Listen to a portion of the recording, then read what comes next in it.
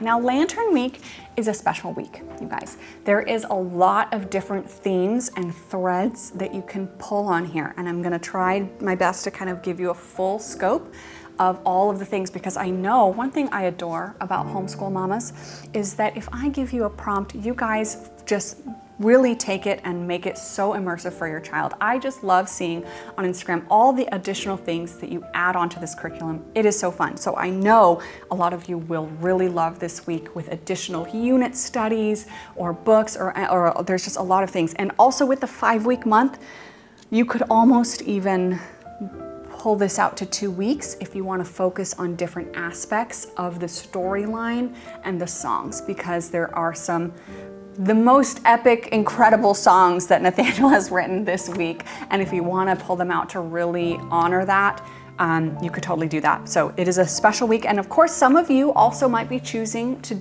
save this week for mid-November for Martinmas, because of course the tradition of the Lantern Walk comes from Martinmas, which is November 11th.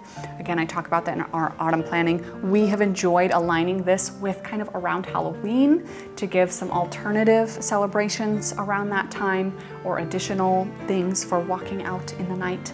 So we like having that around Halloween for us, but I know some people might want this for actual Martinmas, so you can do either. Quick chat question, what color should our star be turning to? So this week we are turning our star to orange. So it is now orange for our star. Details of that are in the Autumn Festival week. Back to Lantern Week. So Lantern Week is also a star turning week.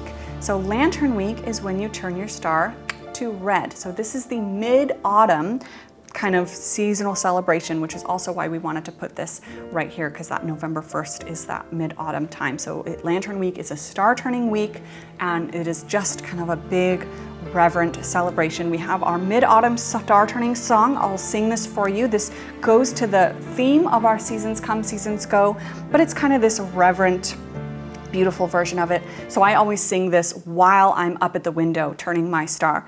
Seasons come and seasons go, with our star we turn to show.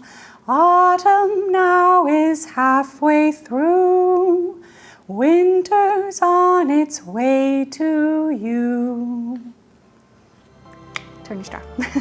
And I always tell my kids that red season is such an exciting season. We have Thanksgiving, we have Christmas. It's like the season of holidays, so they can see, it's red season, it's gonna be busy, it's gonna be fun. So there's your autumn star turning song. You can turn your star that week of October. So Lantern Week, we have a lot of great things happening, these beautiful lanterns, but I wanna first start in our story. So our Lantern Walk story has a lot of beautiful things.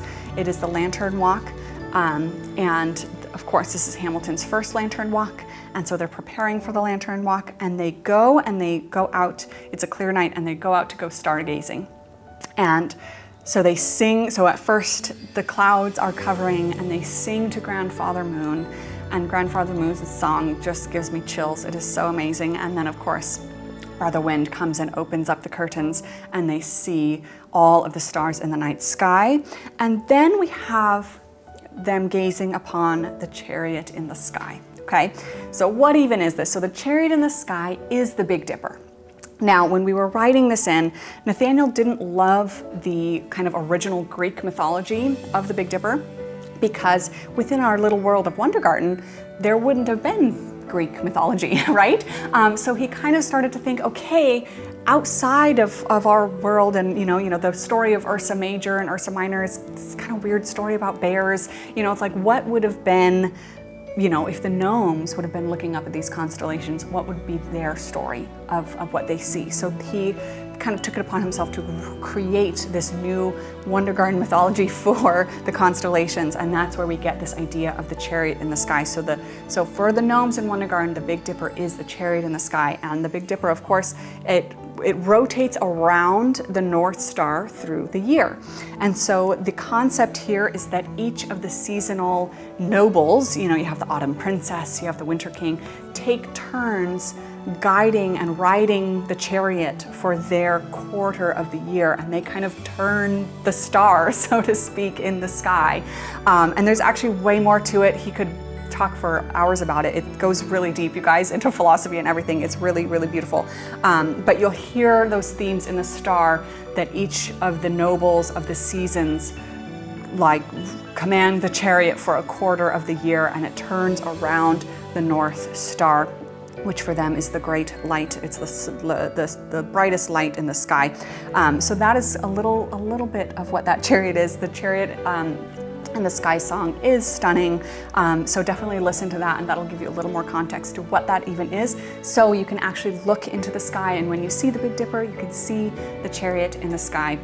And it is really, really lovely. So in our October board, you see the Autumn Princess in the chariot in the sky as they're on their lantern walk. So she is, riding the chariot in the sky on their lantern walk. So a lot of really cool kind of deeper meanings here. So again, we already have moon, we already have constellations, we have lantern walk and Martinmas. We also have a nod to Mid-Autumn, the Chinese Mid-Autumn festival. That is why we have our mooncakes this week.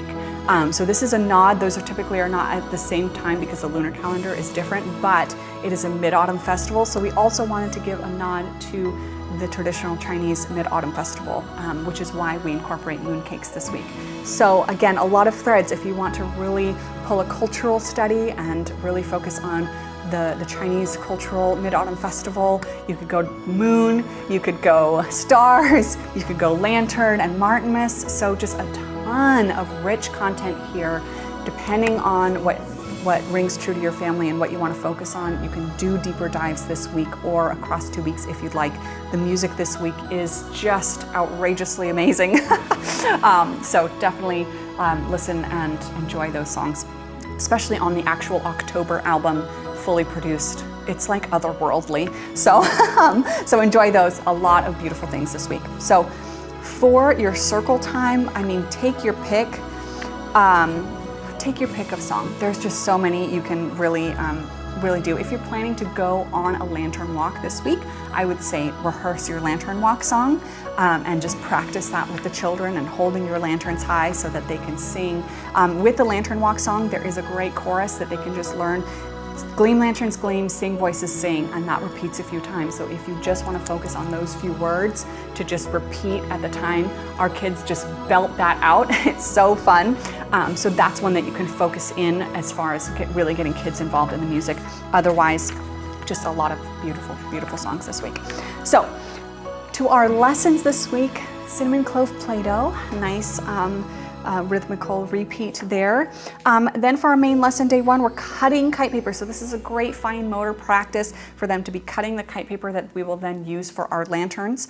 So get them introduced with scissors and have them slice. You can also rip. So if they're not quite ready for scissors or having trouble, you can also have them just rip their paper into shreds, which is a great substitution for any littles who are struggling with scissors. Then our morning, day 2, we will be finger knitting. I will be demonstrating this in just a little bit now. There's a way that I kind of have children help me do this. Again, finger knitting is one of those things, once you get it, you get it. But again, it's kind of tricky to do just with photos. So I wanted to make sure I give you a chance to really see that motion. So finger knitting in preparation for our lanterns. So you can do that. This again might be something you end up mostly doing on your own, and the children can just watch you working with your hands, which again I think is a valuable thing. Then our main lesson on baking day. So pause. There's a little shuffle in our week this week as far as where you'll see your lessons. And this is an intentional thing as far as getting ready for a lantern walk. So I'm going to explain this, and it's up to you if you want to shuffle your activities. So you'll see our baking day, we're doing our kind of more of a painting craft activity. We're doing our lanterns. And then on painting day, we're actually making our moon cakes. I've done this because if you are doing your lantern walk the evening of day 3, you'd want those things baked fresh and it also gives your lanterns a day to dry.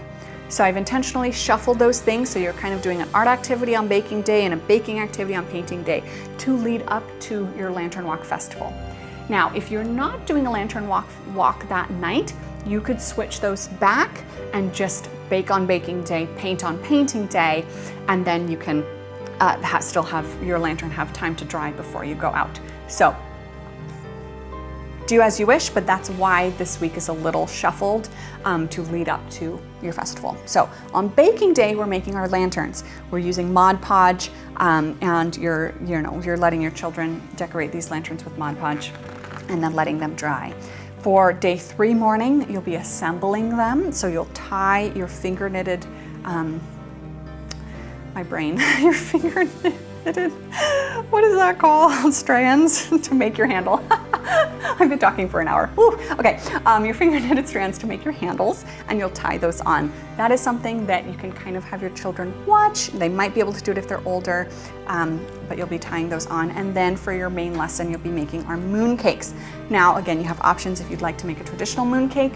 You can fill these with sweetened red bean paste, straight from the package from an Asian food store. But our recipe here is an autumn spiced moon cake with pumpkin puree. So the filling is a delicious autumn spice pumpkin puree, and they're really lovely. Jessica helped me develop this one so that, you know, I heard last year that it was a little frustrating to do all the effort to make something that the kids didn't really eat, which I totally hear. So a bit yummier take on a spiced moon cake, but of course, if you want to honor that original recipe, you can use red bean paste. Totally up to you.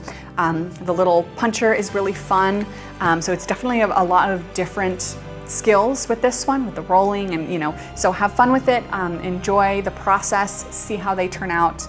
And they can be fun. They can be a little tricky, but just, it's an adventure, right? So some tips here on adaptations and all of that. All right, so then hosting a lantern walk, I have a little tip here. If you want to host a lantern walk, I would highly recommend it, even just with your family or a few friends. It can be beautiful to go out in the night with your lanterns and walk and sing, and it's lovely.